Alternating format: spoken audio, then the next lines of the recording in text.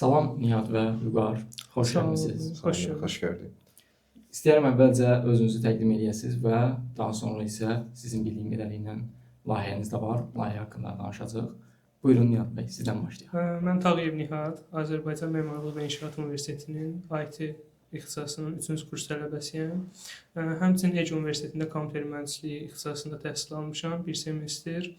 Holberton School-un 100% təqaüd qazanan tələbələrindən biriyəm. Əlavə olaraq universitetimizin İKT şöbəsində software developer olaraq təcrübəçilik keçirəm. Əlavə olaraq da yenə universitetimizin inkubasiya şöbəsinin əməkdaşıyam. Bu qədər. Vüqar bəy, siz? Mən Qurbanlı Vüqar, Azərbaycan Memarlıq İnşaat Universitetinin 3-cü kurs tələbəsi, IT tələbəsi. Mən startapda işləyirəm. Həm ortaq qurucuyuq biz Nihatla, həm də balaca bir şirkətimiz var orada ortağı. Özüm Data Science Akademiyada Data Science təhsil alıb bitirmişəm. Bərabərində isə inkubasiya şöbəsinin əməkdaşıyam mən də Nihat kimi. Belə. Siz qrup yoldaşı deyilsiniz. Xeyr, qrup Necə yoldaşı tanış deyil. olmusunuz? Biz WhatsApp qrupunda tanış olmuşuq. Ümumi qrup idi, 1000 nəfərlik. Paşabankın 5.0 hakatonu var idi.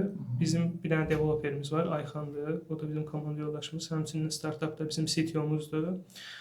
O qrupa yazmışdı ki, bəs hakatona getmək istəyirəm və komanda yığıram da.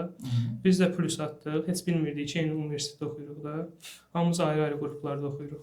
O da Bəli. memarlıq inşaat. Bəli, o da memarlıq inşaat və universitetin həyətində görüşdük. Elə o vaxtdan hakatonlar, layihələr bir yerdə gedirik. Neçənci ildə baş verib bu? Keçən il. 2025-də bəli, 2025-in mart ayları olardı. Biz belə də təsadüf şəkildə tanış olduq həm qrupda. Ondan sonra hakatonlara başladıq. Elə başlanğıc bizim yerimiz hakatonlar oldu. Və hakatonda biz yer tutduq və gördük ki, bizim yəni istədiyimiz tam budur. Hərəmiz öz istiqamətimizdə, ixtisasda təkmilləşdirdik özümüzü və bərabərində startap və hakatonlarla davam edir hal-hazırda. İştirak etdiyiniz layihəni, ümumiyyətlə hakatonu biraz daha açar bilərsiniz. Bilməyənlər üçün nə deməkdir, necə olur, formatı necə olur? Birinci iştirak etdiyimiz hakaton Construction Tech hakatonu idi. Elə Azərbaycan Memarlıq İnşaat Universitetinin daxilində keçirildi. Rasim Abdullayev bizim həm mentorumuz, həm şöbə müdürü. O keçirmişdi, təşkilatçı. Biz orada ilk hakatonumuz idi və orada 3-cü yerə çıxdıq. Və ondan sonra isə biz yayda artıq Unyaz layihə başladı. Birinci Nihat başladı. Və sonra Ayxanla mən birləşdik Nihatın komandasına. 4 nəfər şəklində davam edir Unyaz startapı. Bu dəqiqə 30 min istifadəçisi olan bir startapdır. Lokal Azərbaycan yerli startapdır. Və ondan sonra isə biz artıq hakatonlar oldu və yayda müraciətlərimiz elədik. Google-un hakatonu, Google Developer Bakının hakatonu oldu. Orada biz ikinci yerə çıxdıq. Agriculture ilə bağlı bir belə deyim, layihə hazırlamışdıq biz. Belə davam elədik. Son zamanlarda da bir Siemens-in ERP sisteminə bağlı olan bir hakatonu keçirilmişdi. Global hakatonu orada top 5 komandanın içərisində idi bizdə. Belə hakatonlara davam edib bərabərində startap, bərabərində bizim bir kiçik belə deyim şirkətimiz var. Sifarişlər gələndə sifariş hazır IT məhsulları belə deyim. O şirkətin adı nədir? Okasoft. Okasoft. Yaşa. Universitet haqqında danışaq. Necə olmuşdu? İndi hansı ixtisaslarda oxuyursunuz? Əvvəldə dediniz, bir də təkrar edə bilərsiniz. Hansı ixtisaslarda oxuyursunuz? Necə oldu o ixtisaslarda oxumağa qərar verdiniz? Neçə bal toplamışdınız? Belə bu barədə danışa bilərsiniz. Buyurun. IT-də oxuyuruq. 3-cü kurs tələbəsiyəm. Birinci 420 balla universitetə daxil olmuşam. Necə qərar verdi IT? IT artıq yəni bir trend idi demək olar. Mən kitab vaxtından kompüter mühəndisliyi daha çox işləyirdi IT-dən daha çox. Kompüter falan. Gördük həm trenddir, həm həvəsimiz var kompüterlə bağlı texnologiya, innovasiya və əsas bu idi yazmamız, yəni bu sahənin bu ixtisası, həm belə. Sizdə də eynidir? Məndə də informasiya texnologiyalarının ingilis sektoruyam. Məndə də eynidir, yəni. İxtisas seçimim heç karyerama görə olmamışdı. Sadəcə universiteti mən sadəcə mühitinə görə seçdim ki, bizdə universitet sırf IT təhsili vermir. Çünki hər gün yeni texnologiyalar çıxır. 11 dənə IT ixtisası var, 211 dənə sahəsi var IT-nin. Universitetdən nəsə öyrənməyi, belə gözləmək məncə tam doğru deyil. Sadəcə mühitinə və rahatçılığına görə universiteti seçdim ki, burada daha çox self-study-yə vaxt ayıra bilim. Demək olar ki, biz universitet sayəsində tanış olmuşuq. Universitet elədir ki, standart dərslər, yəni bizim universitetdə eyni dərs saiti ilə bağlı, digər universitetdə eyni dərslərdir. Sadəcə o dərslərdən əlavə biz çox iş görməyə çalışırıq. Hələ hakatonlar demək olar dərslərdən əlavə bir şey idi. Biz orada elə tanış olduq. Yəni universitetin burada rolu var əlbəttə ki, bizim tanışlığımızda biz sosial olaraq.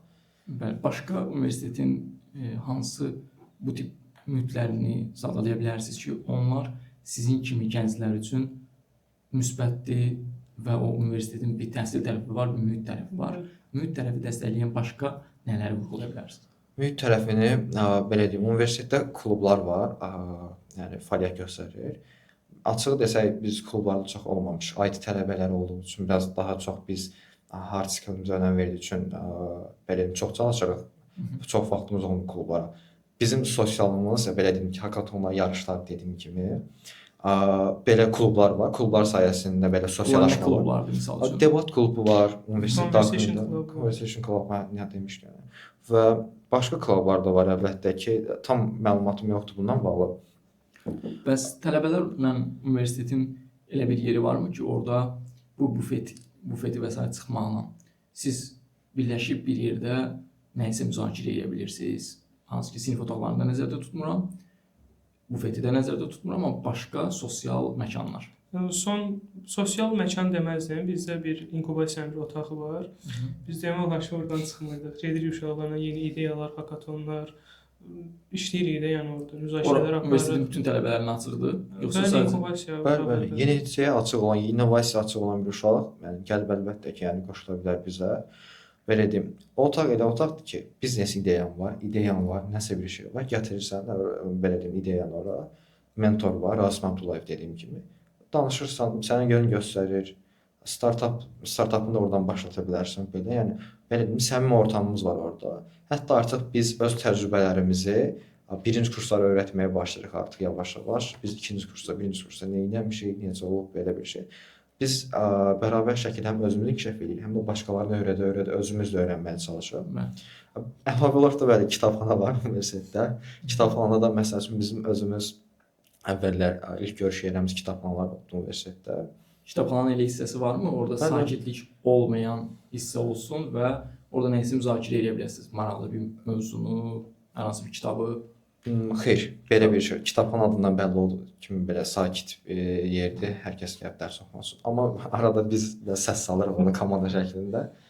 Mən bir ara 6 ay sizin necə də təhsil aldığınız kimi Polşada təhsil almışam. Orada da kitabxana var idi, amma kitabxananın eyni zamanda elə bir hissəsi də var idi ki, orada qruplar müzakirə edə bilirdi, danışa bilirdi. Məsələn, sizin də xaricdə universitet təcrübəniz olub. O universitetdə var idi, mən dediyim kimi. Bəli, Ec universitetində elə yerlərdə olurdu. Ümumiyyətlə, məncə xarici universitetlərlə bizim universitetləri ayıran tək şey elə mühitdir. Dərs eynidir, material eynidir. Yəni ikisi də çıxıb oradan həm ikili say sistemindən danışır. Sadəcə mühit orada insan daha çox elə bir şey oxumaq istəyir. Dərs bitir, 15 tələbə qaçır professorun üstünə sual-cavab. Universitetdən çıxırsan, dərs oxumaq üçün əla şərait yaradılıb. Deməli, kampüs özü çox yekə idi. İnsan həvəslə oxuyurdu, yəni belə. Kampüsün arasında qalmaq istəyirəm. Bəli, kampüsdən çıxmaq istəyirəm. Universitet olaraq bəs hazırda oxuduğunuz universitetə necə qərar verdiniz? Necə qərar verdim? Belə deyim, mən əsas xarici çıxmağı planlaşdırırdım universitet bakalor vaxtı, Erasmuslar araşdırırdım və araşdırdım ki, bizim universitetdə Azmiuda İtaliyaya Erasmus proqramı var universitetinə, Milan Texnik Universiteti. Əsas yəni, məqsədim bu idi ki, universitet girim və bərabərində Erasmus tələbəsi olum, istəyirdim getmək İtaliyaya. Qismətimdən Erasmus Azərbaycanda bağlandı, olmadı. Əsas məqsədim kriteriyalardan biri universitetin xarici əlaqələri necə idi. Yəni, kriteriyam bu idi əsas. Bizim bu gün intervyu elədiyimiz başqa tələbələrdən biri, məsələn, növbəti ay gedəcək. Yəni tam bağlanmış da sayılmır belə görsənir. Erasmus Plus ola bilər bağlanıb, o başqa şeylə gedir. Erasmus Pluslar açıqdır. Aha. Misal üçün özümüz inşallah Nihatla biz Eskişehirə dəvət ediblər. Startupla bağlı. Erasmus Plus-la biz gedəsik inşallah. Amma Erasmusları exchange proqramları səfərimiz Azərbaycanda bağlanıbdır artıq. Bir-iki universitetdə qalıb. Səfərimiz Xəzər Universitetidir, Adadır, bunlarda qalıb. Bizdə bağlanıb. O uşaq korporasiya universitetində təhsil aldı. Yəqin ki, orada da qaldı Özəl ki, deyilsən, Səfər Bəli. müəllim universiteti olduğu üçün ola bilər. Bizdə universitetlər arası exchange proqramları var. Orxun mübadilə proqramı var. Elə Nihatın özünün iştirak elədiyi proqram idi. Türk dövlətləri arasında olan Özbəkistan, Səfər müəllimsə, Macarıstan, Türkiyə, Azərbaycan idi. Türk tələbələr bir-birinə gedib gəlirdi. Və bərabərində də sırf universitetlərin özlərinə əlaqəsi olan tərəfdaş olduğu universitetlərdə exchange-lər var. Sizin universitetini seçməklə bağlı işiniz var. Mən həm universiteti, həm də ixtisasımı sadəcə self-study-mə vaxt ayıra bilim deyə seçmişəm. Çünki mən özüm DİM-in imtahanına hazırlaşanda da hazırlığa getməmişəm. Sadəcə informatika fənnindən getmişdim. Yəni orada da ənənəvi fənləri mən self-study edərək öyrənmişəm. IT sahəsində self-study edərək öyrənmişəm. Və məncə yəni self-study-ni hər kəs bacarmalıdır. Çünki hər həftə yeni texnologiya çıxır. Sən onu məcbursan ki, özün öyrənəsən. Mən də bu istiqamətdə düşünüb dedim ki, yəni self-study-mə vaxt ayıra biləcəyim, çox sıxmayacaq bir universitet seçim. Ona görə elə bu universiteti seçdim. Elə isə belə bir sual verim. Bu baxımdan doğru seçim etmisiniz? Siz indi gəlmisiniz, universitetdə oxuyursunuz. Şərtlər həqiqətən onu göstərirmi ki, bu self-study edən uşaqlar üçün, tələbələr üçün doğru seçimdir? Bəli, mən yəni bacarıram, eləyə bilirəm, self-study-mə vaxt ayıra bilirəm. Biz necə həm də bizim universitetdə bizi gördülər ki, bu layihələrdə çox iştirak edirik və s. Bəzən bizə güzəştlərə də gedirdilər. Çünki görürlər ki, qıraqda da faydalı işlərlə məşğuluq. Məncə self-study üçün yaxşı bir yerdir, Azmi. Anladım. Yəni bərabərində həm özümüz inkişaf edirik, həm dərslərdə də. Əlbəttə ki, dərsləri də oxuyuruq. Yəni Nihatla mənim ortalamam demək olar ki, biraz yüksəkdir. 85-dən yuxarıdır.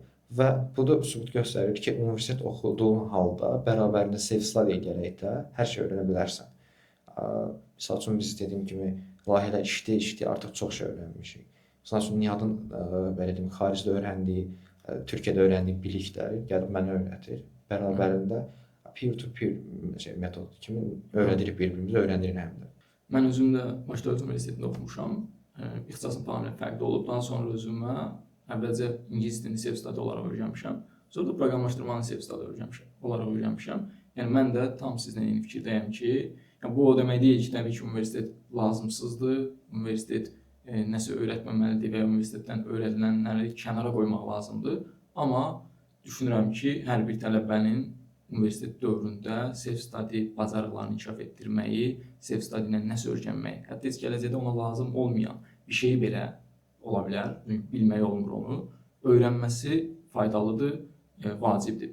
Çünki self-study eyni zamanda elə bir şeydir ki, bir şeyi self-study ilə öyrəndikdən sonra, buna indi bilməyənlər üçün deyək, öz-özünə öyrənməyə oturursan, müəyyən internetdəki resurslar vasitəsilə və ya yazılı resurslar vasitəsilə özün deyirsən ki, mənim heç kimə ehtiyacım olmadan öyrənirəm və müəyyən qədər də mentor dəstəyi alırsan. Bu elə bir şeydir ki, bunu bir dəfə etdiyin zaman növbəti dəfə eyni şeyi başqa bir şeydə edəndə də artıq təcrübəli olmuş olursan. Yəni mən məsələn proqramlaşdırma öyrəndim və bu gün deyək ki, rəqs təhsili alıram. Rəqsi necə daha yaxşı öyrənmək olar, bunu heç müəllimdən asılı olmadan görə bilirəm. Bunun səbəbi self-studydir. Məsələn, baxıram müəllimə, müəllim nəsə eləyir, görürəm ki, bu yanlış metoddur. Amma self-study təhsili alan adam onu görə bilir. Almayan, yəni self-study bir növ etməmiş olan onu görə bilmir. Çünki self-study eləyəndə o qədər o öyrənməyin detallarına gedirsən ki, onu daha sonra müşahidə edə bilirsən və bu çox ən vacib bacarıqdır. Nihat bəyin də dediyi kimi, çünki artıq hər gün yeni texnologiya çıxır. Yəni kim ki öz üzərində işləmir, bu yeni texnologiyalara adaptasiya ola bilmir və onlar üçün yəni çətin olacaq. Hər kəsin üçün daha da çətin olacaq. Elə sizin sözünüzə qüvvət, məsəl üçün hər insanın beyin filtri fərqlidir, düşüncə tərzi fərqlidir. Yəni bir müəllim çıxıb 30 şagirdə eyni dərsi deməyi məncə düzgün deyil. Çünki hərə fərqli cür roadmap çəkməlidir özünə və ona uyğun getməlidir. Bu roadmapdə fail try eləyə özü öyrənsə məncə daha yaxşı olar. Burada özümdən misal verim. Özümün ADHD belə deyim, hiperaktivliyim var. Belə tələbələrlə dərs oturmaqda özüm çətinlik çəkirəm. Yəni özüm də self-study öyrənməm daha yaxşıdır. Çünki self-study öyrənəndə artıq öz səhvlərini görürsən və problemlərini görürsən. Fərqli bir belə baxış açısı sənə verir. problem həll etmə bacarığını Məsuliyyət bir də təkmilləşdirir. özündə olur. Bir də Amma hətta deyə bilirsən. 2025-də siyahı çıxmışdı, hansı bacarıqlar önəmlidir. Adaptasiya da odur, budur, okey. Bərabərindən öyrənməyi öyrənmək bacarığı. Bu bacarıq həqiqətən çox yaxşıdır. Məsəl üçün mən oturub, məsəl üçün mən developer deyiləm. Məsələn, Nihat developerdir. 25 yaşım var, qərar verdim developer olmaq istəyirəm. Və artıq Nihatdan mentorluq alacağam və gedib roadmap-ımı falan tapıb özüm self-stat şəkildə öyrənməyə başlayacağam. Bu çox yaxşı bir bacarıqdır əslində. Heç kimdən asılı olmadan, heç məkandan belə asılı olmadan oturub öyrənirsən. Hə. Başqa davam eləyək. Universitetdəki müəllimlərdən danışmağınızı istəyərəm, professorlardan danışmağınızı istəyərəm. Necədir hazırki vəziyyət? Tam səmimi formada deyə bilərsiniz. Müəllimlərin yaş aralıqları necədir? Hansı fənlər yaxşı keçirilir? Hansı fənlər düşünürsüz ki, əlavə keçirilir, ehtiyac yoxdur? Bu barədə həm müəllimlər tərəfdən, həm də sizə keçirilən fənlər tərəfdən danışa bilərsiniz. Birinci Vüqar bəydən başlayaq. Müəllim yaş aralığı, bəli, bəzi müəllimlər yaşı çoxdur. 60-dan yüksək olanlar da var. Cavan kadrlar da var əlbəttə ki. Hər müəllimin öz bilik bacarığı. Məsəl üçün bəzi müəllimlər artıq yeni texnologiya tab gətirə bilmir. Məsəl üçün günü-gündən Nihat demişkən texnologiya inkişaf eləyir. Bu müəllim də buna uyğun öyrənməsi lazımdır və tələbəyə öyrətməsi lazımdır.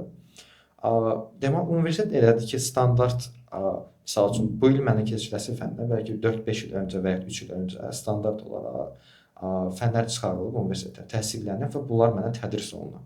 Və müəllim standart qayda olaraq bunu tədris edir, bundan kənara çıxmır.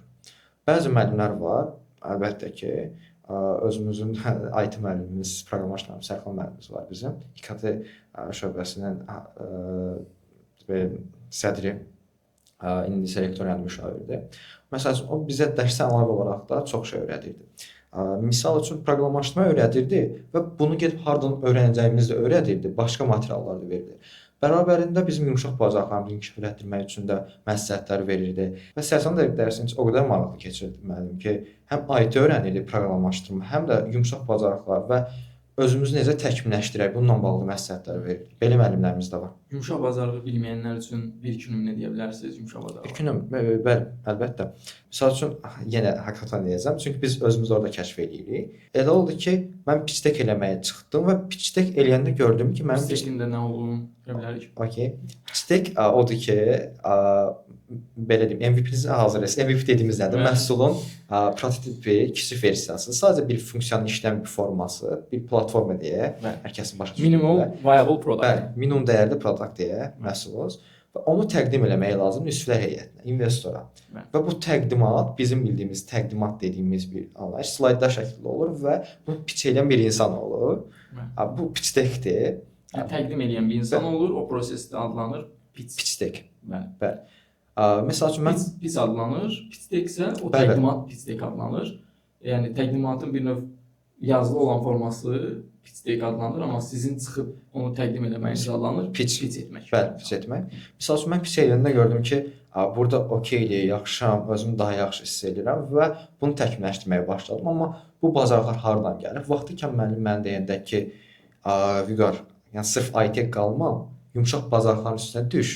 Yəni get bunları təkmilləşdir. Çünki xarici bazarda hal-hazırda fikir verirəm ki, belə deyim də, bu proqramlaşma dilidir, digər şeylər öyrənilən şeydir. Yumşaq bacarıqlar, komandada işləmək və digər şeylər çox önəmlidir. Komanda yoldaşla yola getmək, liderlik eləmək və müəllim mənim vaxtımda birinci kursda bunlar deyəndə, mən artıq məsəl üçün diksiyamı inkişaf etdirmək üçün getdim, kurs tapdım, orada inkişaf etdirdim. Sonra öz-özümə təkmilləşdirməyə çalışdım, kamera qarşısında danışdım, başqa bir üsullar istifadə elədim və belə-belə yəni soft skilllərimi inkişaf elədim. Soft skillsiz məncə belə deyim də timdə işləmək çətindir. Ona görə soft skill çox önəmlidir. Açıq səbəb. Mən də tam razıyam sizə. Əlavə eləmək istədiyiniz var? Xeyr. İmtahanlar haqqında danışaq. İmtahanlar necə olur? Tipi necədir? Çətin keçir, asan keçir? İmtahanlar fərqli cür olur fakültələrə görə. Sizin dizayn fakültəsində bildiyim qədərilə nəsə bir prototip hazırlama kimi bir imtahan növü də var. Amma bizim IT ixtisasında imtahanlar yazılı formada, bir də test formasında olur. Hansı ki, suallar əvvəlcədən verilir, tələbələr hazırlaşırlar. imtahanda verirlər. Suallar verilir dediyim, məsələn 90 dənə yazılı mövzu verilir. 90 dənə sualdan random şəkildə 5-i seçilir və onun imtahanını veririk. Belə. Amma proqramlaşdırma biraz fərqli olur. Proqramlaşdırma imtahanı komitəyə qarşısında tam şəkildə tasklar verir. Task üzrə məsəl üçün veb saytının qurulmasıdır, burada database-ə qoşmaq belə bir şeylərdir. Proqramlaşdırma biraz fərqlidir. Nə testi, nə də yazılı imtahandır. Hazır proqramlaşdırma demişkən bu neçənci 3-cü kursu? Bəli, 3-cü. 3 ildə hansı dillərdə Nihadı bilirəm ki, o öz üzərində əlavə də işləyib proqramlaşdırma tərəfdə. Amma indi vüqarın nümunəsindən geçsək, vüqar kursa getməyib, proqramlaşdırma öyrənməyib, amma universitetdən ona bəzi şeylər öyrətmiş olmalıdır. Bunlara nə aiddir? Bunlar nə aiddir? Python aiddir. Biz ilk semestrdən Python keçirildi bizə. Burada yəni əlbəttə tədris olunurdu. Sonra mən gedib üzərində işləyirdim. Hətta bizdə informatika imtahanında, 11 sinif imtahanında biz məktəb vaxtından da proqramlaşdırma bilib baza ilə gəlmişdik əslində. Şəbəkə bilirdik, proqramlaşdırma bilirdik, yəni müəyyən dərəcədə bilirdik də. Sonra isə burada gəldi müəllimlər biraz da təkmilləşdirdi, daha iləri səviyyədə öyrətdilər. Belə öyrəndim. Sonra özüm də data science sahəsində məşğul oldum. Artıq Python dərinləşmə başladı orada. Bu arada hansı məktəbdə oxumusunuz? Mən rayon məktəbində oxumuşam, Qax rayonunda oxumuşam. Mən evdə fərdi təhsil məktəbində oxumuşam. Elə homeschool deyə bilərik. Məktəbdə oxumursan? Məktəbin adı evdə fərdi təhsil məktəbidir. Müəllimlər evə gəlib tədris edirdilər. Maraqlı təcrübədir. İmtahanlardan danışmışkən bu kəsilənlər haqqında danışmaq istəyirəm. Neçə nəfər, məsələn, birinci kursdan indiyə qədər nə qədər tələbə kəsilir, hansı fənlərdə daha çox kəsilirlər? Ümumiyyətlə, nə qədər oxumayan bir tələbə kəsilir? Yəni, ən az nə qədər oxumaq lazımdır keçmək üçün? Bunu, bəli, bu barədə. Məncə, ən az, yəni, çox az səy göstərmək lazımdır kəsilməmək üçün. Əksəriyyət keçir. Əksəriyyət keçir. Bizim qrupda, məsələn, indiyə qədər məncə 2 dəfə kəsir hadisəsi olmuşdu. Biri riyaziyyat fənnindən idi, biri də sosiologiya fənnindən idi. Yəni, uşaqlar da necə kəsilmişlər, düzü bilmirəm. Məncə, ümumiyyətlə, kitabın üzünü açmamaq lazımdır kəsilmək üçün. Yəni, sırf bizim universitetdə belədir məncə. Məsələn, bizə də əsasən riyaziyyat olubdu, bir də proqramlaşdırma olubdu. Çünki, yəni, bunun belə deyim də, az da olsa çaba göstərsə kəsilməyəcək imtahanlar. Belə çox da çətin deyil. Yəni standart ola, yəni az belə deyim, gündə 1 saat, 20 dəqiqə, 30 dəqiqə vaxt ayırsa bilər riyaziyyata, proqramlaşdırmaya rahat şəkildə keçə bilər. Onsuz imtahanlar yanvar ayında olur, elə imtahan ayında demək olar ki, bizim imtahanlarımız var. Və yanvar ayında dərs olmaq, belə deyim də, gün ərzində 30 dəqiqə, 20 dəqiqə vaxt ayırsa, yəni keçə bilər. Hətta semestr boyu oxumasa da imtahanlarında hazırlaşıb keçə bilər. Baxır fənə biraz. Amma əksəriyyətinə keçə bilər. Çünki bizim universitetdə sistem belədir ki, suallar verilir də zaten. Yəni 90 dənə sual verilib, bunu oxuyub mən də keçirəm. Amma bir şey burada görmüşəm, riyaziyyat və yeni dedim ki, proqramlaşdırma isə bunun əksinə. Məsələn, tarix ola bilər. Tarix əzbərləyirsən, gecə yatmırsan, tarix əzbərləyirsən. Amma proqramlaşdırma riyaziyyat isə tamam başqadır. Riyaziyyat əzbərləmək biraz absurd səslənir, riyaziyyat şeylərini əzbərləmək, suallarını əzbərləmək, həllini əzbərləmək. Riyaziyyat təfəkkür olub, biraz üzərində semestr boyu oxuyan uşaq rahat şəkildə imtahandan keçir. Amma indiyə kimi gördüklərindən kim oxumayıbsa semestr boyu riyaziyyat anlayışı yoxdursa, ya bir əzbərləyir, yəni o qədər bir xeyri olmur. Çoxu kəsir riyaziyyatdan. Aynen. Bəs universitetin korpusları haqqında danışmaq istəyirəm. Ümumiyyətlə bir korpusdan mı ibarətdir? Hansı ixtisaslar, hansı korpuslarda keçir? Bu barədə bildiklərinizi bölüşə bilərsiniz. Elə öz ixtisaslarınız, sizinkilər bir-birinə yaxındır. Eyni yerdən mi keçirsiniz dərsləri? Siz Nihat bəy? Deməli, universitetimiz 3 korpusdan ibarətdir. Memarlıq korpusu var, 1-ci korpus, bir də 2-ci korpus adlandırırıq. Axır vaxtlarda bir dənə də korpus tikilib, hələ istifadəyə verilməyib.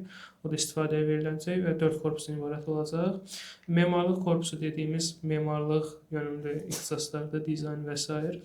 Bizim 1-ci korpusda mərtəbələrə bölünüb fakültələr, nəqliyyat fakültəsi var, MIT var, mexanika və informasiya texnologiyaları, su təsərrüfatı və s. belə korpuslara bölünüb. Təcrübə proqramlarına danışmaq istəyərdim. Əsasda Nihadın deyəcək sözləri olacaq yəqin ki, yəni sənlə başlayaq. Sən artıq bir dəfə təcrübən olub, bildiyim qədərilə necə oldu o proses, onu bizə danış. Hal-hazırda İKT şöbəsində software developer təcrübəçiyəm. Bu necə oldu? Yenə İKT şöbəsinin əvvəl direktoru Sərxan Talıbzadə bizim müəllimimiz, indi rektorun müşaviridir Azmidə. O bizə dərs deyirdi. Yəni o baxdı uşaqların içində, yəni mən biraz fərqlənirdim və yəni daha çox marağım var idi proqramlaşdırmaya. Digər tələbələrin nisbətən az idi. Biraz da özüm də dedim ki, bəs təcrübə və s. olsa gəlmək istəyirəm. O da yəni tanıyırdı deyə və gördü ki, yəni doğrudan da məşğul olur bu sahə ilə. Tanıyırdı dediyiniz sizə. Bəli, dəstək bizə bir semestr. Buradan o nəticəyə gəlmək olar ki, yəni tələbələr müəllimlərinin yanında özlərini yaxşı göstərsələr, fərqlənsələr, bu əlavə fürsətlərə səbəb olur. Bəli, yəni müəllim sadəcə əlindəki materialı deyən bir adam kimi düşünməsinlər, həm nəsə öyrənməyə çalışsınlar, həm bir növ istifadə etməyi, bilmirəm, düz, yəni yaxşı şəkildə də onun connectionlarından və fürsət yarada bilər müəllimlər. Bəs bu təcrübə proqramı müddətində nələr edirsiniz? Universitetin proqramlaşdırma ilə bağlı bəzi məhsulları var, məsələn, onların üzərində işlənir. Siz də orada fayda verirsiniz, yoxsa daha çox hansı hissələrə nüfuz edirsiniz? Bizim universitetin bir əsas saytı var, onun üzərində işləyirik. Əlavə olaraq rəqəmsal məhsullar yaradırıq universitet üçün. Məsələn, bunları əlavə edə bilərik. Məzun portalı, bunu yazmışıq 3 nəfər köməkli. Burada universitet məzunları ola bilir, connection göndərə bilirlər bir-birlərinə, sertifikatlarını əlavə edirlər, bir-birlərinə danışa bilirlər və s. bu tip platforma idi. Bir də virtual təhsil platforması, məsələn, bunları misal çəkirəm, hazırladığımız məhsullardan, hansı ki Udemy tipli bir şeydir, sadəcə universitetin özünə xas olacaq. Bu sonradan tələbə filtrizasiyası üçün və s. istifadə olunacaq. Bu tip məhsullar, rəqəmsal məhsullar yaradırıq. Maraqlı və faydalı dərslər. Əlavə eləmək istədiyim. Bəli, özüm də təcrübə proqramından keçmişəm. Elə ikinci kursu bitirdim, imtahanlar bitdi. QTS Analytics şirkətində Data Science internü bitirmişəm 3 ay müddətində. Elə belə deyim, əgər biraz çaba göstərsənsə, sahə ilə məşğul olursansa, belə deyim, Azərbaycanda banklar var, özəl şirkətlər var, universitetlərin özləri var. Təcrübə proqramlarının yay aylarında elan edirlər. Və ora gəlsən rahat şəkildə seçilə bilərsən. Bəlkə belə də deyərdik ki, Azərbaycanda tələbələrin bəlkə də böyük əksəriyyəti bu tip məsələlərdə maraqlı deyirlər. Vaxtlarını dəyərləndirmirlər. Bizim burada danışdığımız mövzulardan xəbərləri yoxdur. Və nəticə olaraq onlar dəyərləndirmədiyinə görə mövcud olan o vakansiya dediyimiz təcrübə proqramlarında əslində rəqabət elə də yüksək olmur. Biraz fərqlənən, CV-sini normal hazırlayan, üzərində işləyən, yaxşı danışa bilən dediyimiz yumşaq bacarıqlarını inkişaf etdirmiş tələbələr fərqlənir və bir yerdə təcrübə proqramı tapa bilir. Siz də belə görürsünüz, yoxsa daha çətindir? Eynən, çünki belə deyim sizə, çox gənc Azərbaycanlı görürüm, bəhanə eləyib bəzi şeylər. O problem, bu problem. Məsələ bəhanə deyil. Bəhanəni kənara qoyub artıq, yəni problemlərlə üzləşmək lazımdır. Problemlərlə üzləşirsən, artıq problem həll edildikcə həm bacarıqlarını inkişaf edir, digər bacarıqlar, həm də artıq yeni qapılar açılır. Bir də görsən başqa bir şey. Məsəl üçün mən başqa bir sahə ilə məşğul olurdum. Artıq yəni belə başqa bir problem yaşadım. Onun sayəsində artıq başqa bir sahəyə yönəlirəm artıq. Yəni problem həll edildikcə, bəhanə eləmədikcə, yəni fərqli qapılar açılır həqiqətən insan üzünə. Hazır yönəlmək istədiyin sahədən söz açmışkən, IT-nin çünki bildiyimiz kimi çox qolu var, çox mürəkkəbdir, hər keçən gün artır. Digər ixtisaslar, digər sahələr bəlkə bağlanır, amma IT-də yeni qollar yaranır. Bu qollardan özünüzə artıq qərar vermişsiniz, siz hansı tərəfə gedəcəksiniz və həmin tərəflə bağlı perspektivi necə düşünürsünüz? Siz deyin, mən də eyni sahədəyəm, mən də öz fikirlərimi deyərəm və bu hansı ixtisasda gələcəkdə işləmək istəyənlərə də bəlkə kömək olar ki, onlar daha yaxşı qərar verə bilsinlər. Birinci Nihat bəylə başlayaq. Bir də bunu elə danışmışkən, ikinizin ixtisası fərqlidir, amma ikisi də eyni ixtisas oxuyur. İkimiz eyni IT ixtisasını oxuyuruq. Sadəcə Nihat ingilis qrupasında, siz Azərbaycan qrupasında. Aydındır. Bəs onu ingilis dili tərəfdən dəyərləndirərək bunun birinci növbədə. Yəni ingilis dili oxumağın, Azərbaycan dili oxumağın üstünlüyündən danışarıq. Bir də yəqin sizin universitetdə eyni zamanda kompüter elmləri və s. də var. Kompüter elmləri xeyri yoxdur, IT var. Bir də proseslərin avtomatlaşdırılması var. İnformasiya təhlükəsizliyi bir də. Kompüter elmləri yoxdur. Amma baş dövlətdə və s. kompüter elmləri də var. Sizdə yoxdur sadəcə. Bir də təhlükəsizliyi var.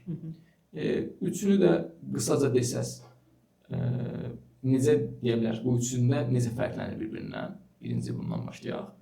Buyurun. İnformasiya təhlükəsizliyi cyber security dediyimiz sahəyə yönəlir. IT dediyimiz, belə deyim də, IT ixtisasları arasında ERI qrupunda, məsələn, birinci qrup 2 yerə bölünür, alt qrupa ERI, bir də RK, riyaziyyat kimya və riyaziyyat informatika. ERI alt qrupunun məncə ən ümumi ixtisasıdır IT. Burada hər şeydən az məlumat verilir. İnformasiya təhlükəsizliyi nisbətən daha fokuslanıb cyber security-yə, proseslərin avtomatlaşdırılması, mühəndisliyi daha çox robotexnika, fizika bu tip sahəyə yönəlir. Amma yəni dediyim kimi də proseslərin avtomatlaşdırılmasını seçən də gedib backend developer kimi çalışa bilər. Security-ni oxuyur. Sonra özünü inkişaf etdirməklə. Bəli, bəli. İndi keçək Azərbaycan dili və ingilis dili ilə bağlı. Siz öz aranızda da yəqin bu barədə çox danışmısınız. Bəli. Qərara gəlmisiniz, seçsəz növbəti dəfə yenidən belə bir şansınız olsaydı, hansını seçərdiniz? Nihat bəy ilə başlayaq, sonra mən yenə seçsəydim ingilis sektorunu seçərdim. Çünki xaricə apply edəndə də nisbətən CV-də daha rahat olur. Məsəl üçün Huawei-in Seeds for the Future proqramı var idi. Oraya bizim universitetdən çox şey apply eləmişdi. Sadəcə məndən qrup yoldaşım müsahibəyə çağırıldı. Mən düşünürəm ki, orada bizim həm xaricdəki exchange proqramımız, həm də ingilis dilində tədris almağımız rol oynayıb. Çünki bəzi yerlər olur ki, orada ingilis dilinin təsdiqlənməsi üçün IELTS ya da TOEFL kimi imtahanları tələb edir, amma onlar yoxdursa, rahatlıqla tədrisim ingiliscədir, yazmaq kifayət edir. Gələcəkdə, hətta xaricdə təhsilinizi davam etdirəndə də bu üstünlüyüdür. Bəzi yerlər IELTS kimi dil sertifikatları olmadan da ingilis dilində oxumuş uşaqları qəbul edir. Siz bəs bu sualdan bilinəcək ki, hansını seçərdiniz?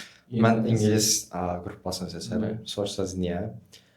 Özüm birinci kursa gələndə artıq ingilis dili bacarıqlarım çox zəif idi, demək olar ki, yox idi və belə deyim, qorxdum daha doğrusu ingilis qrupasını seçməyə və seçmədim.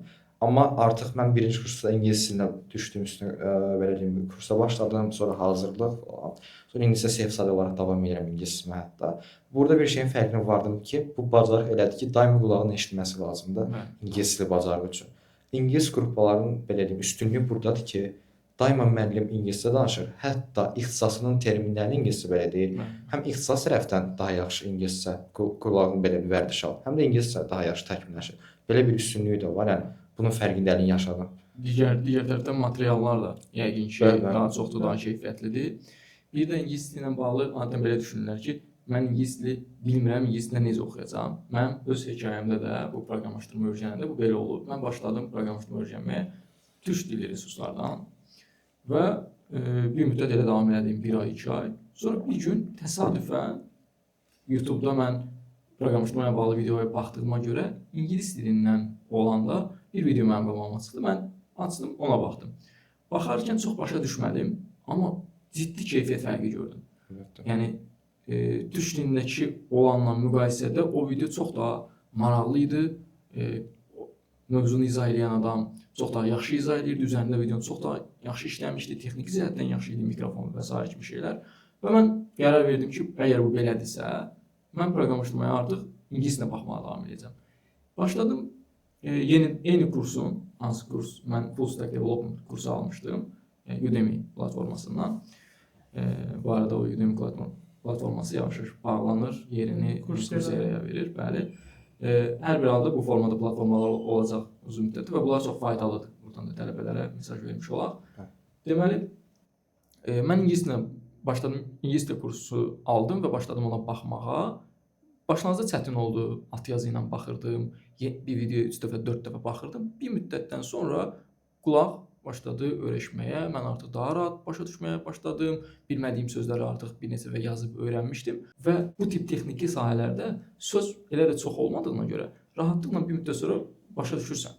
Məsələn, bir kinoya baxmaqla eyni şey deyil. Bir Amerikan kinosuna bəlkə bugün siz də, mən də baxsaq, məsələn, Nihat bəy bəlkə illərdir ingilis dilində dərs alır, amma Amerikan kinosuna baxanda çətin olacaq başa düşmək. Çünki tamamilə başqa sözlər Aksent. istifadə olunur. Bəli. Aksent məsələsi var, eyni zamanda sözlər də, yəni həm gündəlik sözlər, həm də o kino, siyasətlə bağlı orada istifadə olunan sözlər fərqlidir. Bəli, bizim texniki dildə istifadə etdiyimiz şeylər fərqlidir. Ona görə ən azı bu universitet təhsilində biraz daha cəsarətli olmağa fayda var. O əsas o tələbələr ki, onlar öz üzərində işləməyə hazırdırlar, onlar biraz daha çox enerji qoymağa hazırdırlar. Belə, yəni mən də sizlə eyni fikirdəyəm. Düşünürəm ki, ingilis dilində oxumaq indi hal-hazırda abituriyent olan tələbələr üçün daha faydalı olar. Yavaş-yavaş podkastımızın sonuna gəlirik. Lakin yekunlaşdırmadan istəyirəm sizin bir layihəniz var, ikinizin bir yerdə davam etdirdiyiniz, onun haqqında danışaq və bayaq dediniz ki, Nihat başlayıb əvvəlcə o layihəni. Nihatdan belə başlayaq. Mənim bir dostum var idi, Sadiq Aslanlı. Biz informatika məşğələsində bir-birimizi tanıyırdıq. O belə bir təkliflə gəlmişdi mənə. İlk dəfə ideyamın sahibi. Universitetdən düzdür? Yoxsa hətta abituriyent vaxtı informatika hazırlığından. O belə bir təkliflə gəlmiş ki, belə bir sayt yaradaq. Mən də dedim, okey, elə işləyək, yəni proyekt işləyək, öyrənərik həm də. Hətta ilk deployumu da o vaxt eləmişdim. Yadımda ki, gecə 4-ə qədər əlləşmişdim hansısa platform üzərində. Qurduq saytı. İndi qaldı bunun marketinqi, yəni ki, belə bir saytın olduğunu çatdırmaq insanlara. Biz girdik saytın sadəcə istifadə videosunu çəkdik, screen record elədik, arxasına mahnılar və s. qoyduq TikToka. Bir də gördük ki, videolar tutur, istifadəçilər başlayır. Bir də gördük gündə 200, 300, hətta elə bir gün olmuş ki, bir gündə 3000 nəfər saytdan istifadə eləmişdi. Biraz böyüyəndən sonra gördük ki, yəni 2 nəfər bəs eləmirdi. Komandanı böyütmək lazım idi. Və mən Ayxanla da Vüqarı tanıyırdım. Sonradan onlar da qoşuldular bizim komandaya. Ardında elə Vüqar gəlmişdi. Biz qoşulduq komandaya və artıq belə deyim də startap bazarlarımız, entrepreneur deyim də belə, entrepreneurshiplik bazarlarımız az idi və artıq həm bunu təkmilləşdirir produktumuzu. Bərabərində bunu təkmilləşdirməyə başladıq. Və dediyim kimi hakatonlarda olmuşuq. İstər-istəməz bizim özümüzdə kəşf etmişdik ki, belə bir istəyimiz vardı. Belə startap olanda məsəl üçün türklərin biz olmağa başlayır həqiqətən. Məsəl üçün gördük artıq burada istifadəçi var, satış ola bilər. Məsəl üçün mən artıq başladım satışlara, yol axtardım, biznes model axtardım, necə edə bilərik. Sonra elə bir meetuplara getdik. Elə sizlə orada biz tanış olmuşuq sentyabr ayının ekosistem meetup səhv eləmirəmsə. Və sonra artıq startapda belə deyim də sizə, digər başqa şeylər yoxlamağa çalışdıq. Təzə featurelar gətirməyə yoxladıq və bazara fit elədik. Baxdıq istifadəçinin feedbacki necədir, təkmilləşdirdik. Bəlkə bu feature alınmadı, fail oldu, çıxardıq. Belə işlədik. Bizim dediyim kimi Ayxanla mən birləşdim. Hərəmiz artıq tam strukturlaşdırılmış formatda davam edir startapda. Nihayət artıq bir növ Ayxanla bir də Sadiq developer və tech teamdir. Mən isə həm marketinq tərəfə, həm də biznes, bir növ product owner kimi bütün prosedura baxıram. Belə davam edirik hal-hazırda startapımızda. Hələ deməli komanda eyni quruluşda, yəni Sadiqlərlə də komandadır. Bəli. Bizim internlərimiz var əlbəttə ki, onlar əsas timdə olmur. Yəni bizim əsas timimiz core team budur. Bərabərində bir müddət intern açırıq və internlə startup komandasına məsələn qoşulmaq istəyənlər qoşulur. Məsəl üçün developer qoşuldu bizə. Ayxanla Nihatın təcrübəsi daha çox olduğu üçün developer tərəfdə. Ayxan və ya Nihat başına durur uşağın. Həm uşağa task verir, həm də öyrədir necə eləyəcək, həm uşaq inkişaf edir, həm də bizə xeyir verir bir növ. Beləsinə bir həm də inkişaf da gedir, gələn internlərlə bizlə. Beləsinə bir davam edirik biz. Dediyim ki, bazı bir şirkətimiz də var, IT şirkəti, IT məhsullar satırıq burada. Bunu belə deyim, yeni qurmuşuq və bəli, sifarişlər artıq yavaş-yavaş gəlir. Sadəcə biz indi startup fokusda gedəndə çox vaxt qalmır şirkətə vaxt ayırmağa. Belə.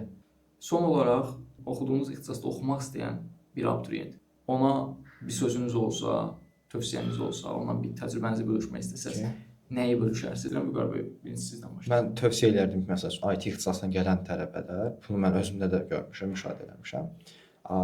Proqramlaşma deyəndə tələbələr daha çox qaçır web tərəfə də. Belə core skillləri kənara qoyurlar. Məsəl üçün proqraming, alqoritm bacarıqlarıdır. Bu məsəl üçün kompüter necə işləyir, əməliyyat sistemləri nədir, kompüter arxitekturasıdır, kompüter şəbəkəsidir. Bunları kənara qoyurlar, gedirlər web öyrənirlər. Və amma ki bu webin arxasında yatan hamısı bu şəbəkədə, datanın axışında, bu belə deyim də problem həll edirsən də sən bir platforma quranda hansısa. Burada alqoritmik bacarıqlara önəm verilir burada. Hər kəs gedir hal-hazırda standart şeylər öyrənir və bazarda bir-birindən fərqlənmirlər. Nihat demişkəndən AI-ın əvəz edə biləcəyi developerlar yetişir. O da ki, core skill-lərə önəm vermirlər. Əsas təməli önəm vermədən artırırlar elə bil ki, 1-ci leveldan 10-cu level. Yəni ən çox gördüyüm problem budur. Bir də ki, soft skill-lərə dediyim kimi bəzi tələbələr heç önəm vermir. Deyir ki, mən sırf yəni developer olacağam, buna önəm vermir. Xeyr, yəni bu məncə düşünürəm doğru bir fikir deyil. Timli işləyəcəksən, timli olmasan belə, bunu istəməsən belə, ən azından komanda yoldaşına empatiya eləmək bacarığı, bu şeylər çox önəmli. Biz komandada işləyəndə həqiqətən də buna çox önəm veririk. Komandada bir-birimizlə anlaşmaqdır. Məsələn, Nihatla biz artıq o qədər bir-birimizə öyrəşmişik. Yəni artıq hackathondur və digər yerlərə keçəndə bir-birimizə gözümüzlə belə pas ötürə bilirdik. Yəni bu dərəcədə, yəni soft skilllər çox önəmli bir şeydir. Mən informasiya texnologiyalarının ixtisasını belə deyim ki, sizə bayaq da vurğulamışdım ki, ERI alt qrupundakı ən ümumi ixtisasdır. Məsəl üçün burada biz Figma-da keçmişik, hansı ki Human Computer Interface, yəni UX UI tərəfindən biraz məlumat verir. Kompüter şəbəkələrə keçmişik. Bu biraz həm security-yə girə bilər, həm şəbəkə network-ə girə bilər. Programming keçmişik. Burada web development, o iki yerə bölünür. Backend development, frontend development. Yəni ümumi olaraq bütün sahələr tərəfdə bir vizyon yaranır. Sadəcə mən abituriyentlərə məsləhət görərdim ki, artıq birinci kursun birinci semestri bu şeyləri araşdırıb özlərinə bir istiqamət seçsinlər, əsasən o yöndə getsinlər. Yəni dediyim kimi IT ixtisası çox ümumi bir ixtisasdır. Hər şeydən az-az xəbər verir, bir vizyon yaradır, amma roadmap-i qurub bir istiqamət üzrə getmək yenə də tələbənin öz işi olacaq. Təşəkkür edirəm. Öz fikirlərinizi bölüşdüyünüzə görə, gəldiyinizə görə. Biz dəvət etdiyiniz üçün təşəkkür edirik. Sağ olun. Təşəkkür edirəm. Çox sağ olun. Sağ olun.